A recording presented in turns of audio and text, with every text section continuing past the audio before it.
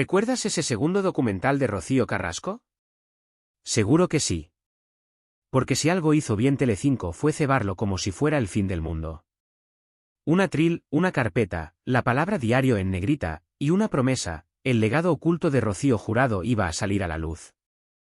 Spoiler, no salió. Porque no existía. Ese fue el cebo. Y eso, quedó probado, fue mentira. Así que hoy, aquí, en Fuego y Farándula, vamos a repasar cómo se construyó una de las mayores operaciones de manipulación televisiva de los últimos años.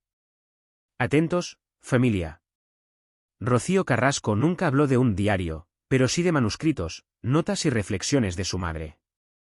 De documentos que, según ella, eran tan potentes, tan comprometidos, que nadie podía quedar indiferente. El problema no es lo que dijo. El problema es lo que vendieron. Porque mientras Rocío hablaba de papeles, la fábrica de la tele, Mediaset y algunos presentadores vendían una novela de terror en capítulos. Con portada incluida.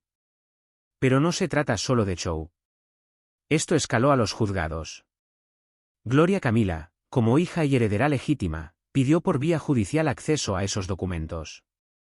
Y ahí llega el primer escándalo. Mediaset y la fábrica de la tele respondieron que no habían recibido ningún documento. Entonces Rocío, de forma individual, presenta uno. Un supuesto escrito de su madre. Y ese papel, el único que aparece, acaba siendo peritado. ¿El resultado? No era de puño y letra de Rocío Jurado. Era una imitación. Una falsificación. A pesar de eso, el documento no fue desechado de inmediato. La jueza decidió incorporarlo al expediente.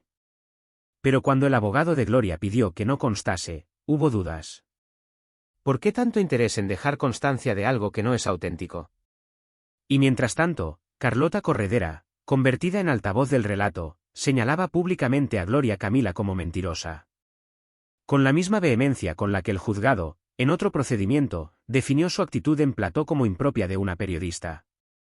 Lo más indignante es que Carlota sigue en su trono, diciendo que el 5 de mayo se acabó la telebasura, cuando lleva años alimentándola desde el backstage.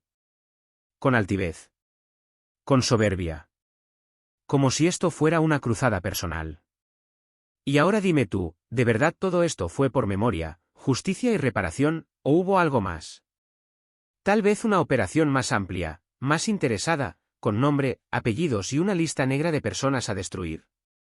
Porque si miras bien, siempre son los mismos nombres los que aparecen al otro lado del cañón, Antonio David, Gloria Camila, y siempre con Carlota al micrófono.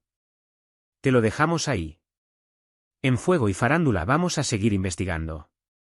Porque cuando el relato se convierte en arma, alguien tiene que contar la otra parte. Si tú también estás harto de relatos manipulados, apóyanos con un like, comparte este vídeo y no te calles. Esto no es solo farándula. Esto es fuego. Y aquí arde quien tiene que arder. Para entender la magnitud de este escándalo, hay que volver al principio.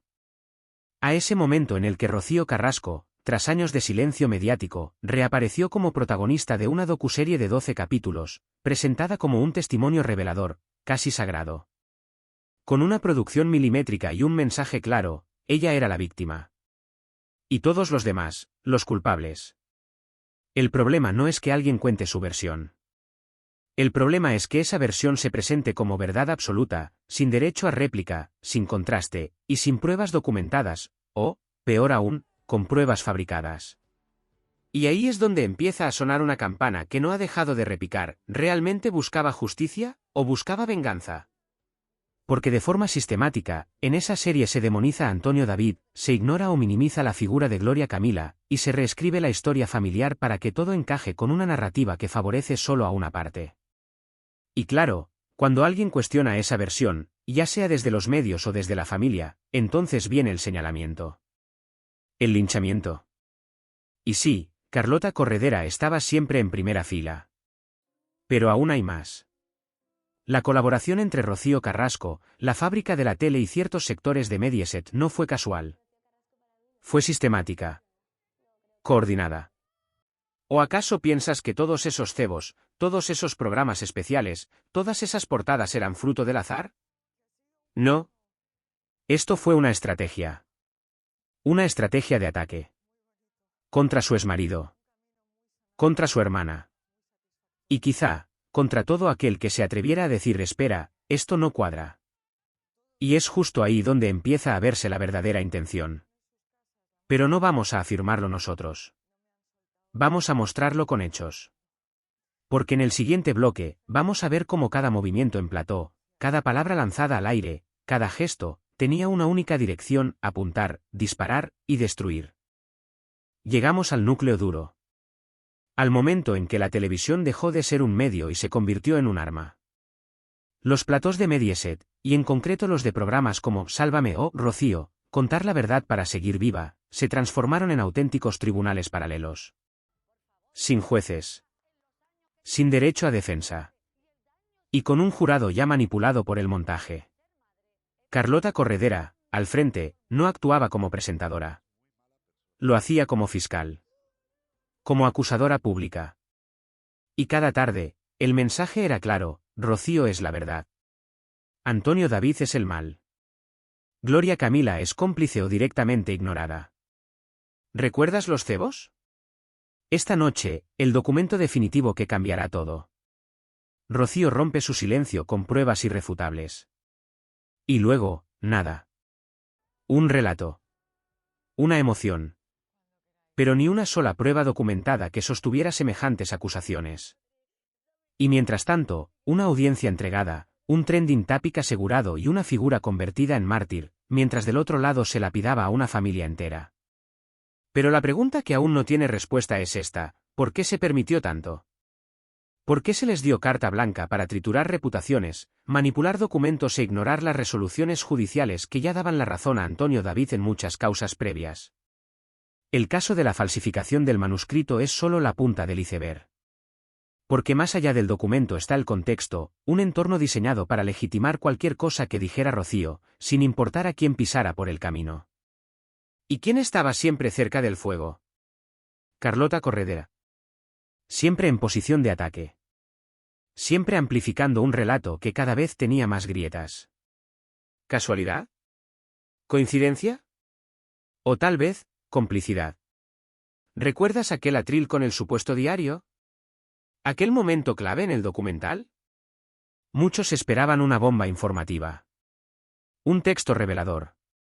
Algo que desmontara por completo la imagen de Ortega Cano o que justificara el silencio de Rocío Carrasco. ¿Y qué obtuvimos? Una carpeta.